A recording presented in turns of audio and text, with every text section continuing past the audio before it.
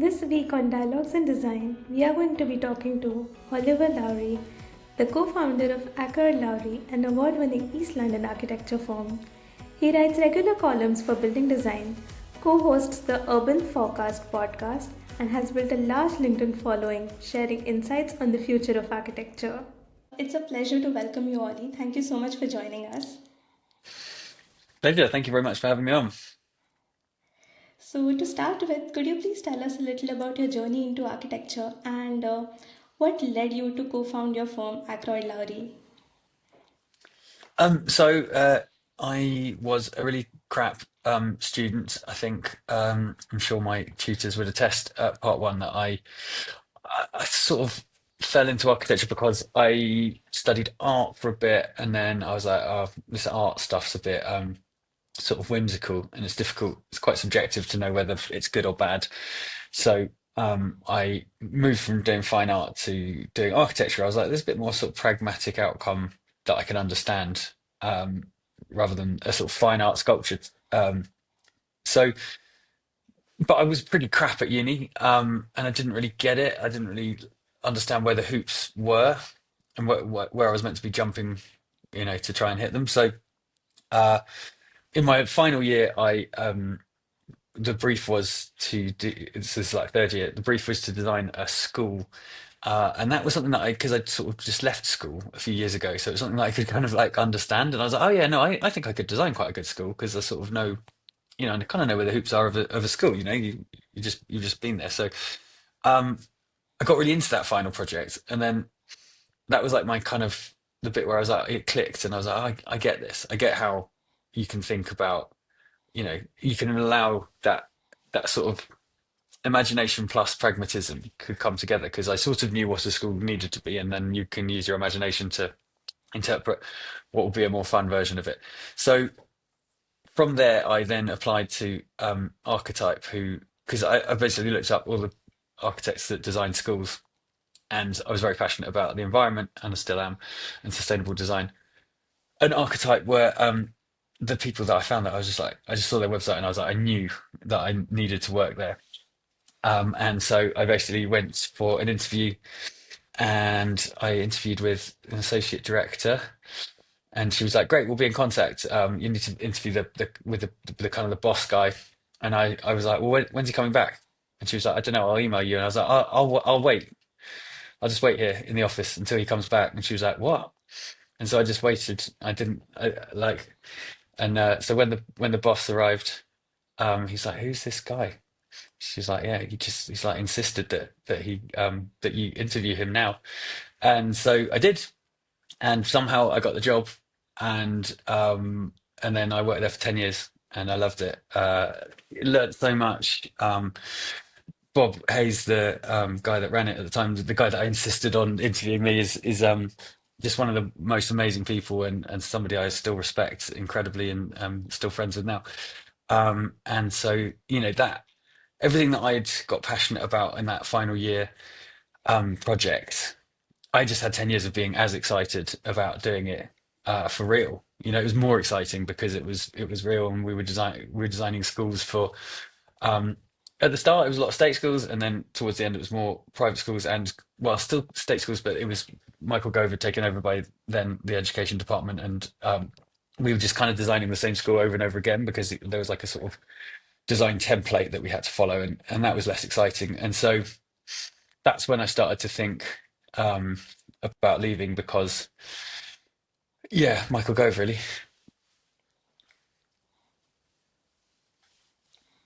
That's such an interesting journey. It's great how you found your niche in designing schools.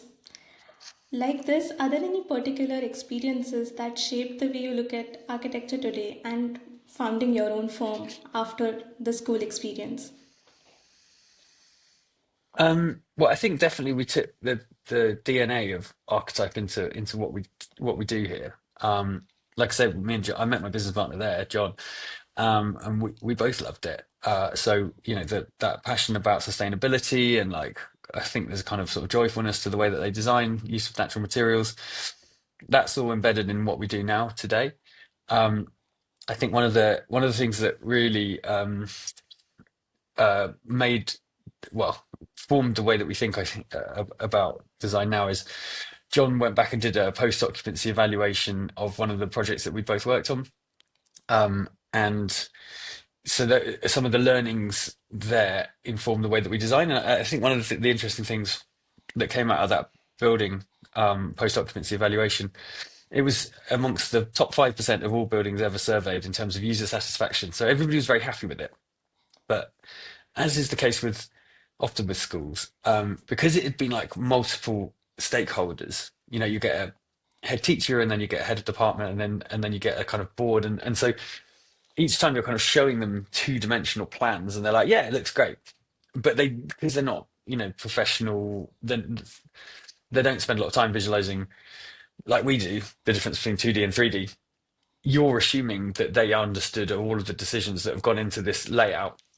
And often I think, our findings on that building was that they hadn't often, and they're like, well, why is the reception desk not here? And you're like, well, it's never, it was always there. It was always on the plan there. And they're like, that they didn't get it because it's not the way they're sort of thinking. They're mostly thinking about the educational practices rather than the sort of 2/3 dimensional design. So we started using a lot of virtual reality as a result, particularly with anywhere where there's multi-headed stakeholder bodies. So NHS we use it with, education, film photographic, less so with property developers because property developers do spend quite a lot of time. They can understand plans quite well. You don't necessarily need to put them into a 3D model. But yeah, we use it a lot where there's a kind of non-professional client. And I think it gets you a very early sign off. I think once your clients have seen, you'll put them in a few different versions and they'll make some tweaks, and then you put them back in, and you get this sign off where they really have understood what it looks like. And one of our clients that we first used it on with said at the end of the project, he was like, "It's great, but it was a photographic studio, and he was like, actually finishing it is a bit slightly underwhelming because it just looks exactly like it did, 2 years ago when I looked at it in the 3D model." So that's good. That's risk mitigation. That's what you want. You want to be not changing the designs in the late stages, or even worse, when the building's actually finished. And so I think it's that was an experience that really helped shape the way that we think. I think we always want to use technology differently, and I'm sure we'll come on to it. But Jesus Christ, the stuff that's happening now with AI is going to absolutely change everybody's understanding of what it means to be an architect. That is so true. As you were talking about the shift from 2D to now virtual reality and AI, it is such a dynamic field right now. How do you think that young architects can develop skills or ways of thinking to be relevant in the field right now?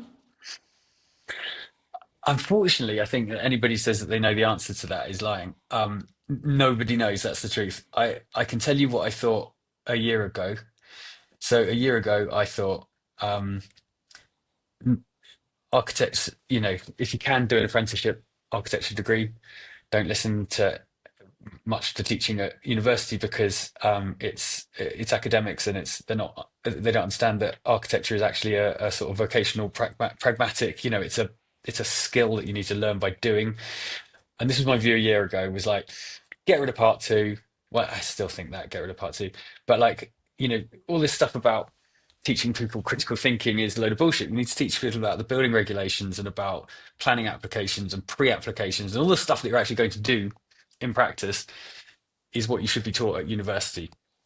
That was my view 12 months ago.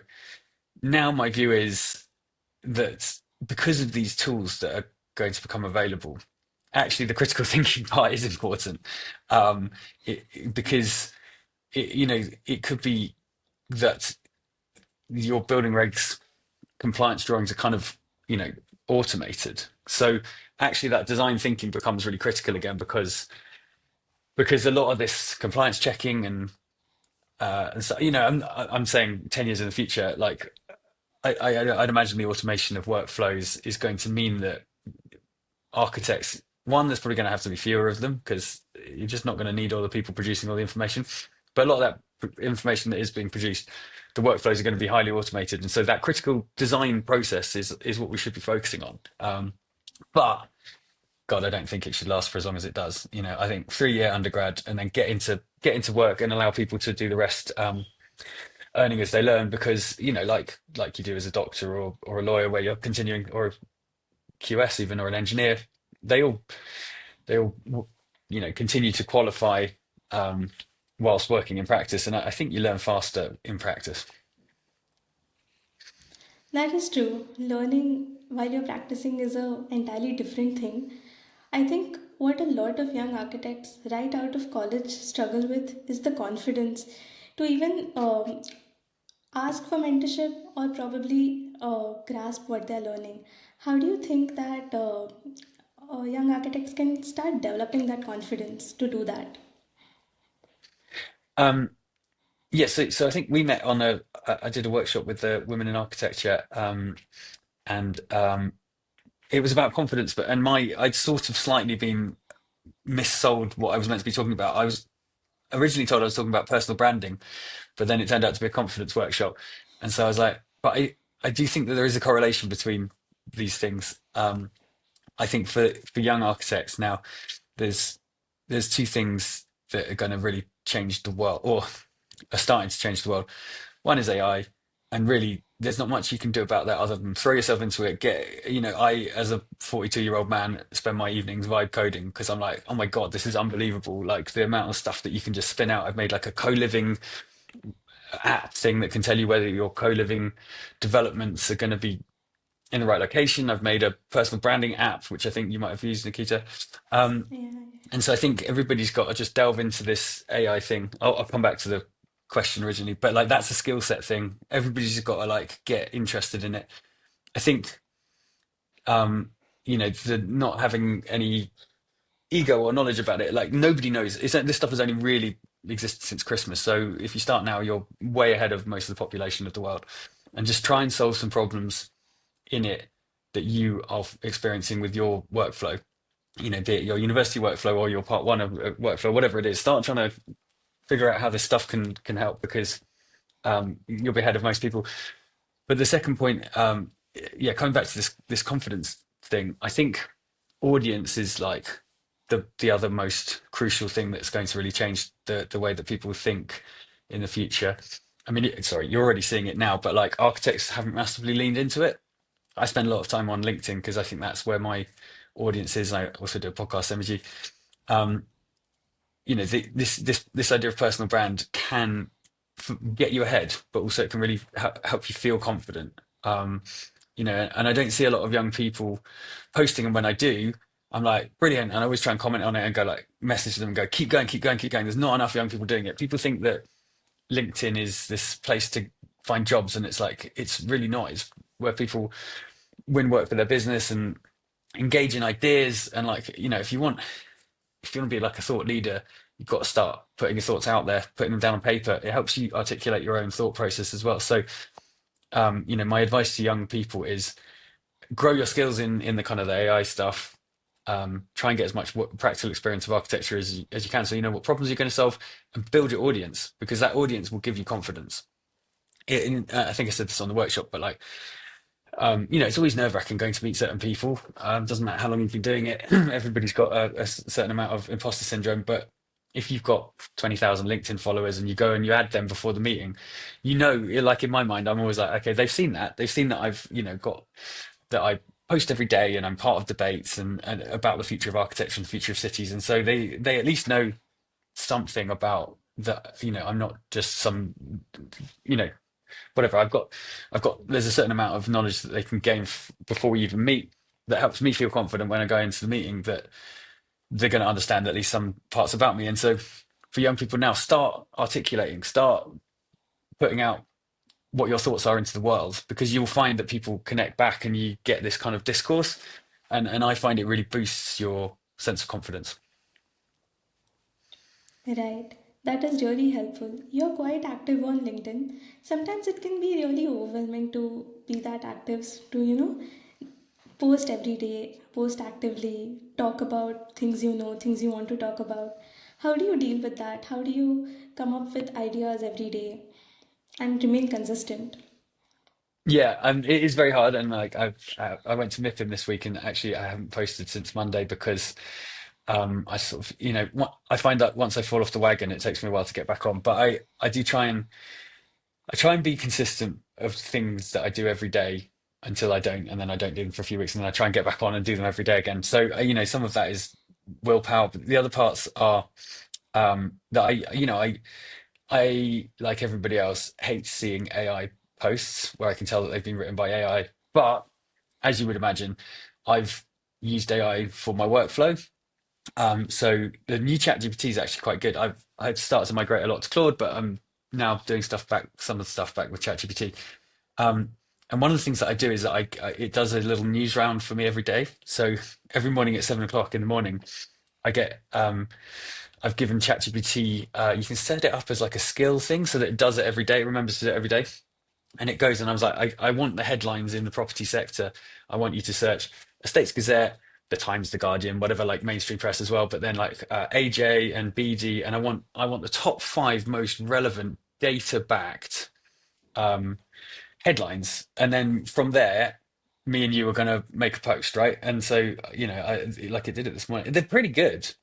Um, because it's getting headlines. So and that's how I get my ideas. Because you're right. The main thing is like, as well as motivation, there's just like you just run out of things to talk about. But like I use data because I think people are often interested in trends. And so, as an example, so ChatGPT, one of the five things it sent to me today was in the Times. There's been an article that says this new grey belt policy that was brought in by Labour is working if you consider that working means things are getting consented, which I think they do, um, because 80% of appeals on these grey belt cases, sorry, have been found in favour of the applicant. So that's showing that the planning inspectorate has looked at this policy, and even if local authorities are turning it down, the planning inspector is saying no, this grey belt stuff it's meant to produce houses in these areas. So 80% is incredibly high. It's like usually the average is about 50 or 60 or something like that. Um, so that's an interesting article, and that was just so but I don't want AI to then write that. I want to write the post in my words. And I'll often run it back through AI to help with spelling and a bit of like I've got a certain tone that I've set that I want it to be consistent with. So like it helps me, but I do think it's really important when you're posting, it has to be your words. It can't be AI nonsense because everyone can tell it just looks shit. You won't get a lot of engagement except for people like me going, I can tell that's written by AI. So use AI for your ideas and your workflow, but not for your words. That makes so much sense. So, you have been active on LinkedIn for quite some time. How important do you think is building a personal brand there, and how has it helped you? Well, I feel like I might have already answered this question in some ways, but like I think it's very important because it's there's not that many other people doing it. I originally saw uh, people like Stephen Bartlett, who aren't in architecture, doing this thing which became called personal branding, and I was like, who else is doing this in the architecture world? No one. Great, let's crack on. Any opportunity. So, and that was way before AI. So originally it was just um, my workflow was trying to do two or three posts a week, and I would just schedule them. I'd use Notion, and to sort of schedule them in advance. And then over the years, I've sort of changed it, and I feel like now it's more reactive to current um, headlines. So I try and get like one day ahead, rather than trying to schedule a whole like week of stuff. But I think a lot of other people have realised now that personal brand is important. But certainly for architecture, I think there weren't that many people doing it when I started doing it. Chris Simmons now is doing a lot. Stephen Drew is good. And there's lots of other people doing it, and uh, opportunities come to you.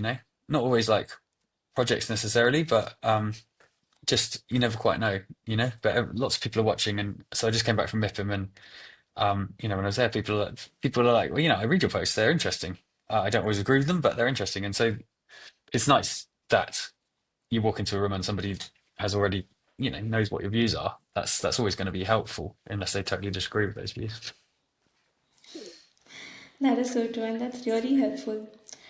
Finally, what is one thing in your career that you wish you had understood probably sooner?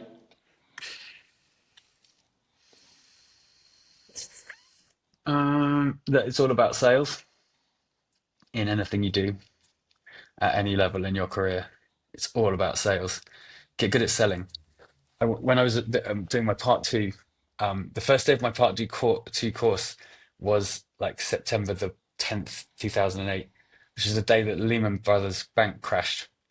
And so I walked into this part two with the economic world just like being basically written off. I remember one of the tutors who was some nutty lefty, like celebrating it, being like, "Ah, the banks have fallen," and I was like, "Do you know what that means for architecture? Not good things. Not good things. Like we need money in our industry. We are the first people to lose our jobs when the sources of capital around the world dry up." But as a result, I'd usually worked part time for architecture companies when I was at university to sort of fund my way through. So I'd just go back to archetype in like the Easter holidays, the Christmas holidays, etc., etc. But 2008, that wasn't really happening. Um, so instead, at university, I signed up to be a charity door-to-door fundraiser um, for Cancer Research UK. And it was really well paid, but you had to get a certain amount of sign-ups per week. I think it was three. And so you had to sign people up onto like a subscription to make a donation. And I knock on 100 doors per night, and I think I had to get, or maybe it was three. I had to get three sign-ups a night, yeah, out of that 100. So this was the most important skill I've ever learned in my life. Is one, how to sell, and two, how to take rejection. Because if you're knocking on 100 doors, your success rate is 3%, if that. So 97 of those doors that you knock on, they either don't answer or they answer and they quickly shut it, or they politely tell you to fuck off.